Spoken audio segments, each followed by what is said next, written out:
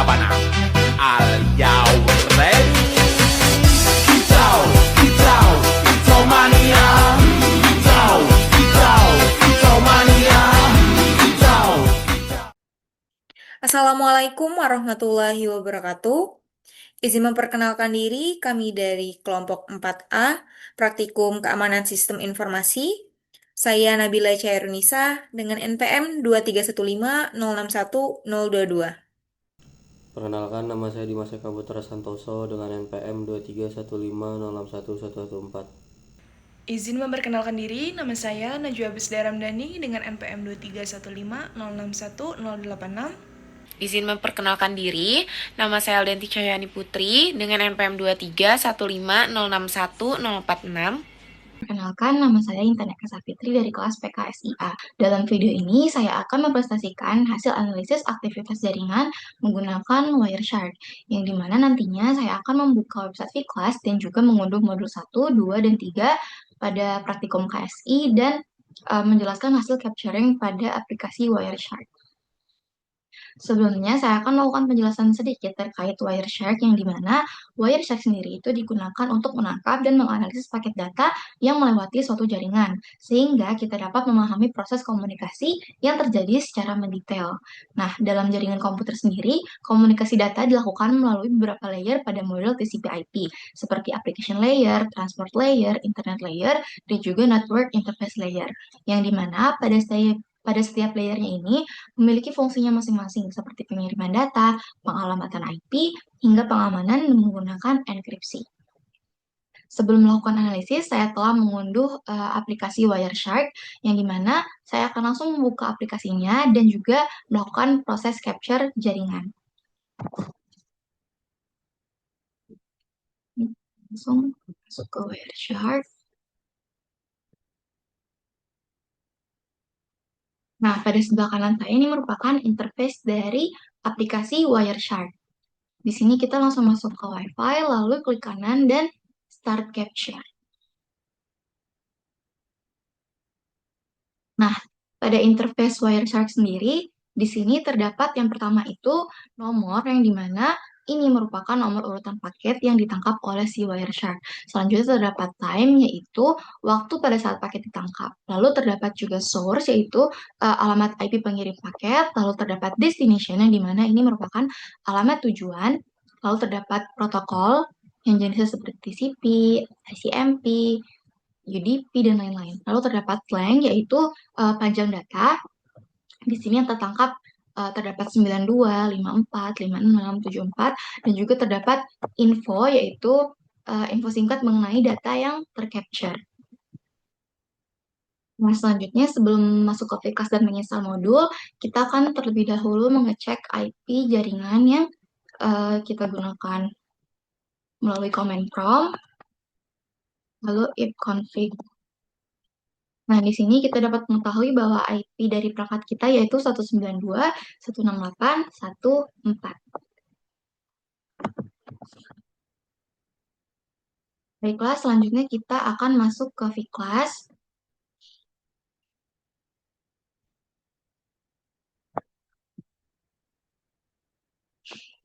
Nah, di sini dapat dilihat bahwa perangkat saya dengan IP 192.168.1.4 ini berkomunikasi dengan server dengan IP 239.255.255.250 dengan protokol SSDP dengan panjang data 179. Lalu kita akan mengunduh modul.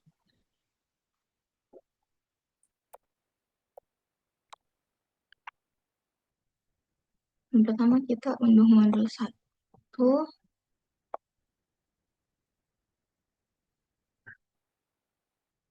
Nah, di sini si Wireshark akan terus mengcapture data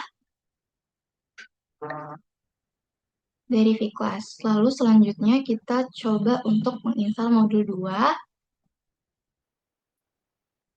Lalu menginstal modul 3.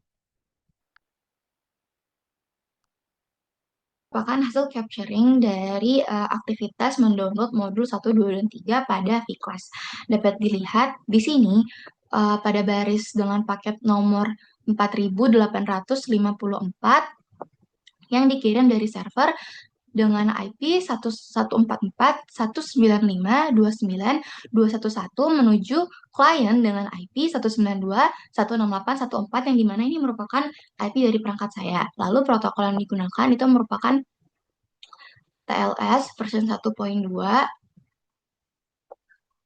dengan panjang atau ukuran data yaitu 104 dan yang menunjukkan bahwa data ini dikirim dalam bentuk terenkripsi melalui HTTPS. Dan di sini terdapat info singkatnya mengenai data tersebut, yaitu application data yang menunjukkan bahwa paket ini berisi data utama dari aplikasi, yang dimana ini merupakan bagian dari file yang sedang diunduh, yaitu modul. Nah, dengan demikian, paket ini merupakan salah satu bagian dari proses download file yang dikirim dari server ke klien.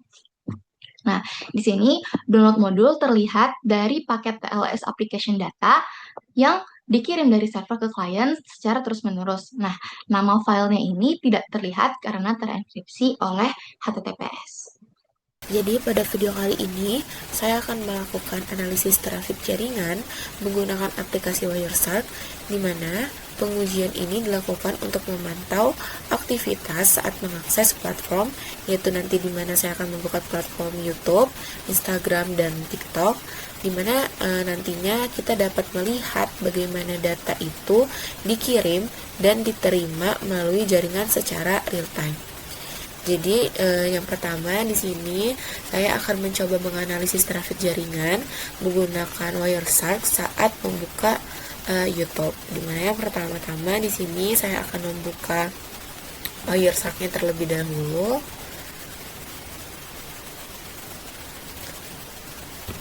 Setelah itu lanjut saja kita masuk ke bagian WiFi.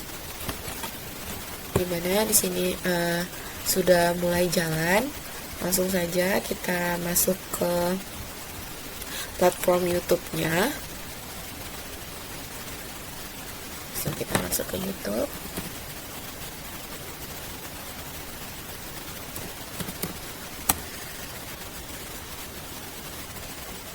Baik, selanjutnya ini sudah masuk ke YouTube, dimana di sini saya akan mencoba untuk men-setel beberapa video yang ada di YouTube ini.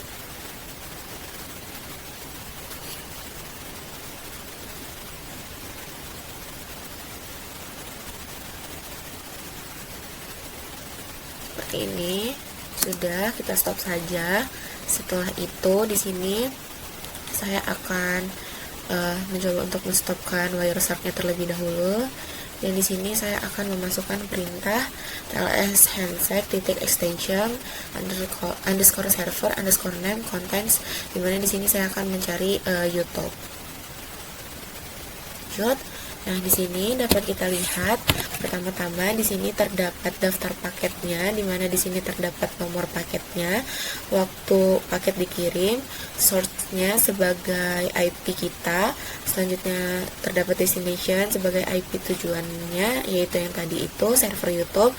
Selanjutnya di sini terdapat protokol, di mana protokol ini menggunakan QUIC dan TLS 1.3. Selanjutnya di sini terdapat infonya sebagai isi singkat paketnya. Selanjutnya di sini dapat kita lihat aja di bagian bawah, di mana di bagian bawah ini terdapat Ethernet 2-nya, yang dapat kita lihat di sini terdapat destination dan source-nya, di mana merupakan IP tujuannya.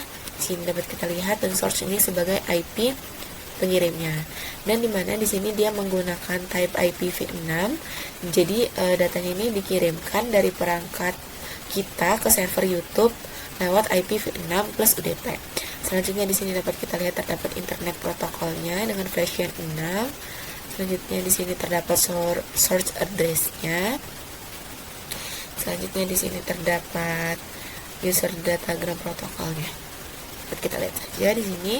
Selanjutnya di sini pada bagian kanan bawah ini terdapat isi paket dalam bentuk heksadesimal, di mana datanya ini mentah atau raw data.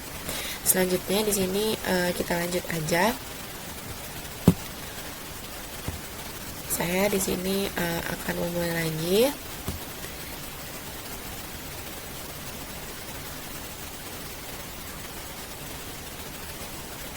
Selanjutnya di sini saya akan masuk lagi ke Wireshark-nya, dimana di sini saya akan menjalankan platform kedua, yaitu platform Instagram. Lanjut aja, kita di sini masuk dengan Instagram.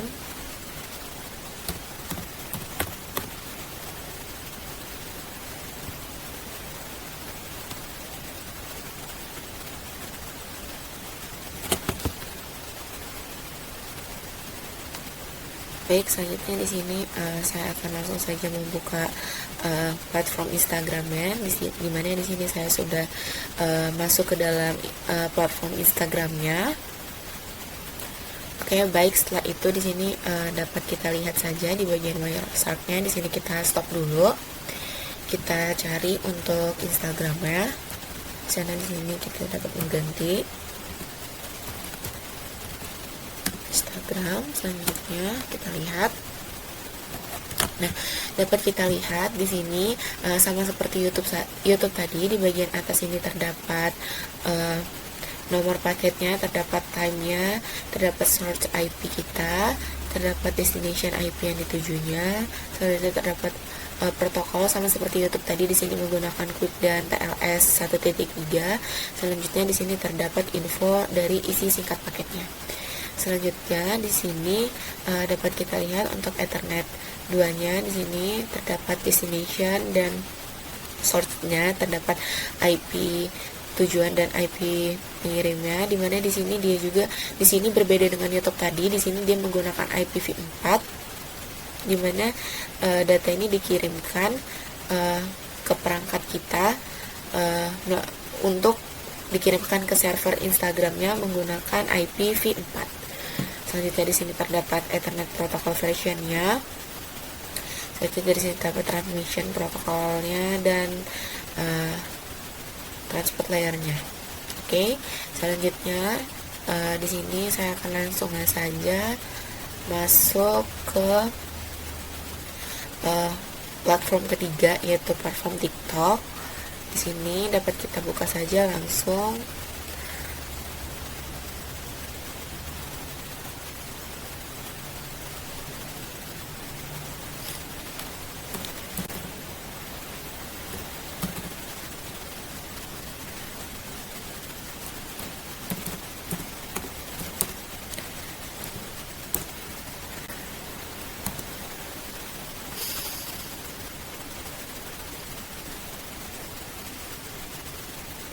Oke, di sini kita sudah masuk ke halaman platform TikToknya. Di sini dapat kita scroll aja terlebih dahulu. Oke, selanjutnya di sini kita stop lagi aja. Selanjutnya kita cari untuk mencari servernya. Di sini kita ganti saja di sini menggunakan TikTok. Dapat kita lihat di sini terdapat sama seperti Instagram dan YouTube tadi, terdapat nomor paket, time-nya, source-nya, terus terdapat source ini merupakan IP kita. Di sini terdapat destination, IP yang dituju. Nah, berbeda dengan Instagram dan YouTube, di mana untuk TikTok sendiri di sini hanya menggunakan protokol TLS 1.3. Dan selanjutnya di sini terdapat info dari paketnya tersebut. Dan untuk Ethernetnya sendiri di sini dapat kita lihat untuk Ethernet 2-nya di sini mendapatkan IP tujuannya. Selanjutnya terdapat IP dari pengirimnya atau IP kita. Selanjutnya di sini dia menggunakan sama seperti Instagram tadi, dia menggunakan type IPv4. Jadi datanya itu dikirim dari perangkat kita ke server TikToknya menggunakan IPv4. Selanjutnya di sini dapat kita lihat terdapat internet protokol versionnya. Selanjutnya terdapat transmission control protokol, dan yang terakhir ada transport layer security-nya. Baik, selanjutnya di bagian bawah kanan ini terdapat isi paket dalam bentuk heksadesimal, di mana merupakan data mentah atau raw datanya gitu. Di video tugas akhir praktikum keamanan sistem informasi ini, saya mendapatkan bagian untuk penginstalan Wazoo, di mana di sini saya sudah masuk ke dalam Putih dan melakukan SSH dan login menggunakan akun Ubuntu yang sudah saya buat. Kalau di sini untuk penginstalan Wazoo, pertama kali kita harus masuk ke super user terlebih dahulu menggunakan perintah sudo su agar kita dapat mengakses file dan juga direktori tanpa batasan dan juga dapat melakukan instalasi dan delete paket perangkat lunak yang mengatur konfigurasi sistem. Selanjutnya di sini kita menjalankan apt-get install get pt transport https, di mana di sini kita akan menginstal sebuah paket untuk mengamankan komunikasi dengan repositori apt, di mana ketika kita udah menjalankan ini tuh kita memastikan bahwa paket yang diunduh tidak dimanipulasi selama transfer. Jadi menjaga keamanan dan memastikan bahwa paket yang diinstal itu berasal dari sumber yang terpercaya. Selanjutnya di sini ada perintah curl min s o dengan link package Wazoo versi 4.6, di mana ini akan mendownload sebuah package Wazoo package wazoo.com selesai 4.6 Wazoo install SH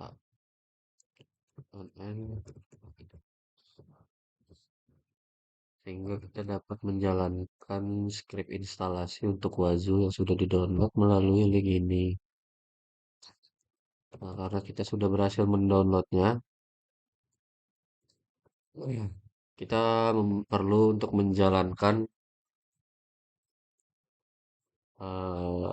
change mode untuk mengubah file permission dengan plus X atau plus 777 agar filenya itu bisa dieksekusi. Seperti itu. Change mode plus X Wazoo install desktop. Nah, dengan itu Wazoo install.sh ini sudah bisa dijalankan sebagai file yang bisa dieksekusi. Selanjutnya kita bisa menjalankan perintah Wazoo install ketik itu ya di depannya install min help untuk melihat ini sebagai helper untuk flag apa saja yang bisa digunakan dalam sesi installnya nanti. Kita akan menggunakan flag min a ini all in one di mana install and configure Wazoo server, Wazoo indexer dan juga Wazoo dashboard. Jadi menginstal 3 package itu. Oke, selanjutnya kita jalankan perintah titik slash wazoo install sh min a.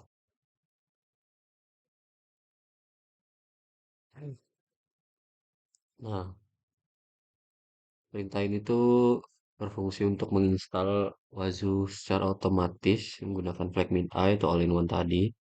Nah, karena di sini terjadi error, sebenarnya pada sistem Linux ini Ubuntu ini sudah terinstall Wazoo-nya, jadi menjalankan script yang Wazoo install ini akan menimbulkan error karena Wazoo-nya itu kita sudah pernah menginstal saat praktikum sebelumnya.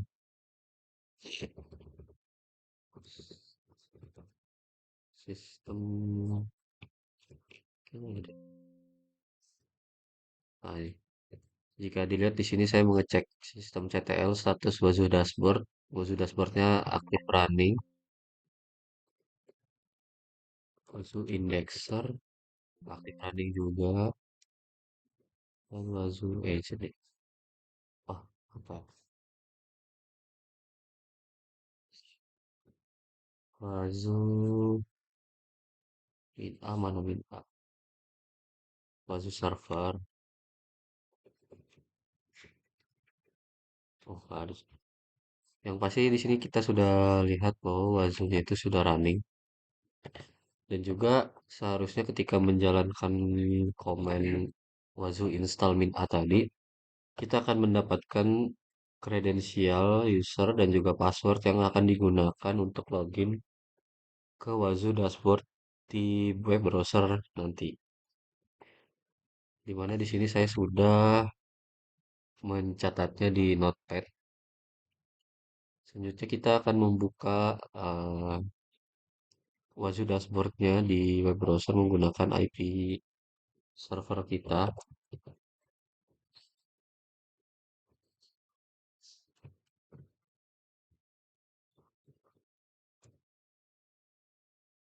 Nah, di sini karena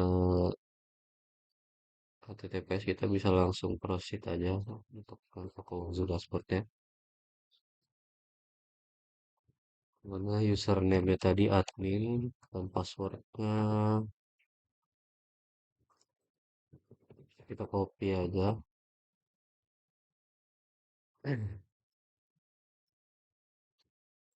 Nah, bisa dilihat kita berhasil masuk ke dashboard, masuk login dengan kredensial yang diberikan ketika proses install Wazoo menggunakan script yang kita download tadi.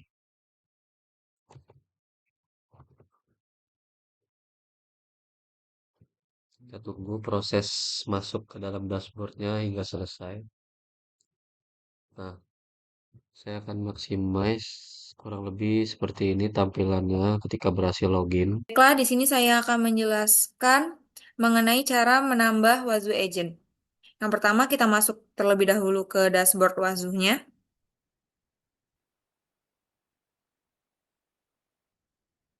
Setelah masuk ke dashboard, kita akan pilih menu agent. Kemudian kita akan pilih menu new agent, deploy new agent.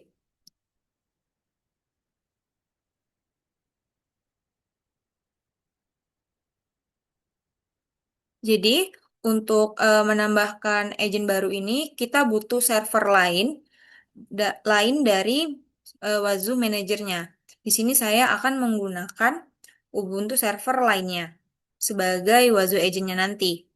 Nah, untuk pilihan Linux-nya, kita akan pilih yang dep AMD 64.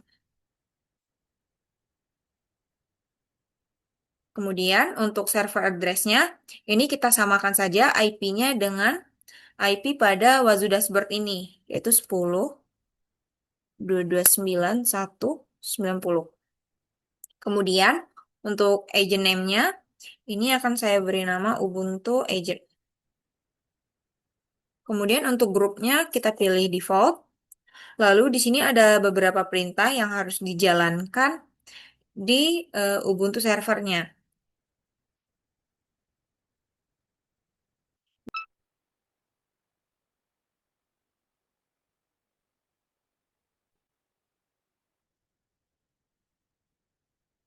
Baiklah, perintah ini sudah berhasil dijalankan. Jadi perintah ini berisi perintah untuk mengunduh dan menginstal Wazoo Agent pada server ini. Kemudian terdapat konfigurasi otomatis untuk Wazoo Agent-nya. Di sini kita akan coba lihat konfigurasinya.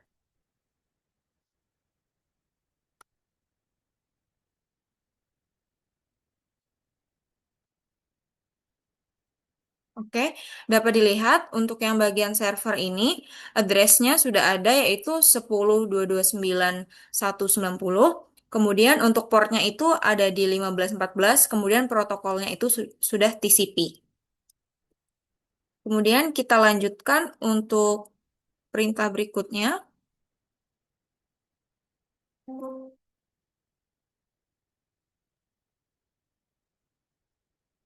Oke, perintah berikutnya juga sudah berhasil. Jadi di sini ada 3 perintah. Yang pertama itu ada sudo systemctl daemon reload yang digunakan untuk memuat ulang agar konfigurasi service yang telah kita lakukan sebelumnya itu dapat dihidupkan.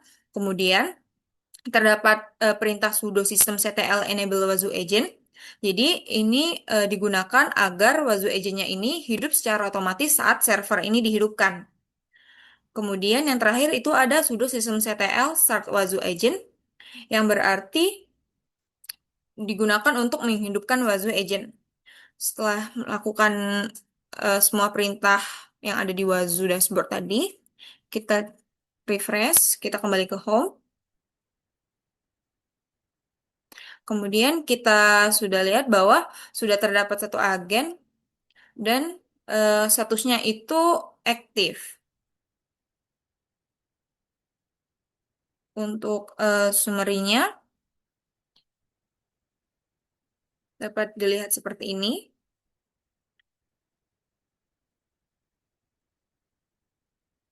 Kemudian untuk konfigurasinya,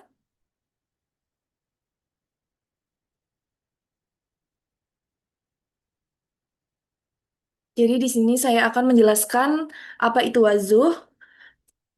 Wazoo merupakan sebuah platform open source yang mana dia digunakan untuk memonitoring sistem keamanan, lalu untuk mendeteksi aktivitas serangan, lalu untuk memantau perubahan file seperti file integrity monitoring, lalu untuk mengecek konfigurasi keamanan sistem, kemudian untuk mengumpulkan log, lalu untuk memberikan alert jika terjadi potensi ancaman. Jadi sederhananya Wazoo ini merupakan satpam digital yang digunakan untuk mengawasi sistem kita. Kemudian Wazoo itu digunakan untuk keamanan server, Linux ataupun Windows, kemudian untuk memonitoring aktivitas user aplikasi, lalu untuk audit keamanan, misalkan standar PCI DSS, kemudian NIST, GDPR, dan lain sebagainya. Lalu untuk mendeteksi malware, brute force, atau hacking attempt. Lalu untuk memonitoring perubahan file penting, misalkan seperti file system. Di sini saya mempunyai satu agent. Nah, agent itu apa sih? Agent itu merupakan software kecil yang diinstal di platform Wazoo sebagai komputer target dari klien. Jadi bisa di server Linux juga selain di Windows. Kemudian fungsi dari agent sendiri itu untuk mengirimkan data atau log ke server Wazoo, lalu untuk mendeteksi aktivitasnya di PC tersebut. Kemudian menjalankan monitoringnya sebagai file, proses, login, dan lain-lain. Nah, di sini terdapat agen yang aktif, yaitu namanya desktop, 7T1BMN9, kemudian IP-nya demikian, lalu untuk statusnya yaitu aktif, kemudian artinya agen ini berhasil terhubung ke server Wazoo dan sedang dilakukannya monitoring oleh Wazoo.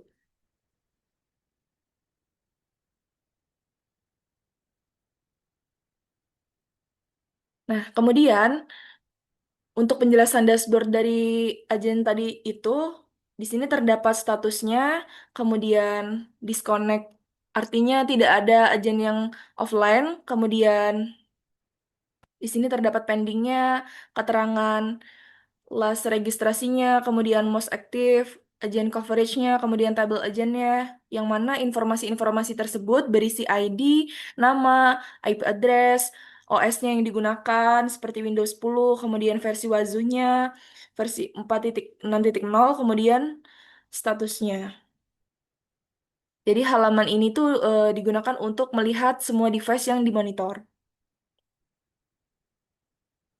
Kemudian di sini terdapat informasi utama yang berisi informasi-informasi pada halaman sebelumnya tadi, pada dashboard agent tadi. Lalu terdapat fitur yang ditampilkan yaitu Mitre Attack, yaitu menampilkan jenis serangan berdasarkan framework dari Mitre tersebut. Di sini dapat terlihat terdapat defense evasion, initial access, kemudian persistence, privilege escalation, yang akan membantu menganalisis jenis serangan apa yang akan hacker pahami. Jadi pemakaian dari Wazoo ini sendiri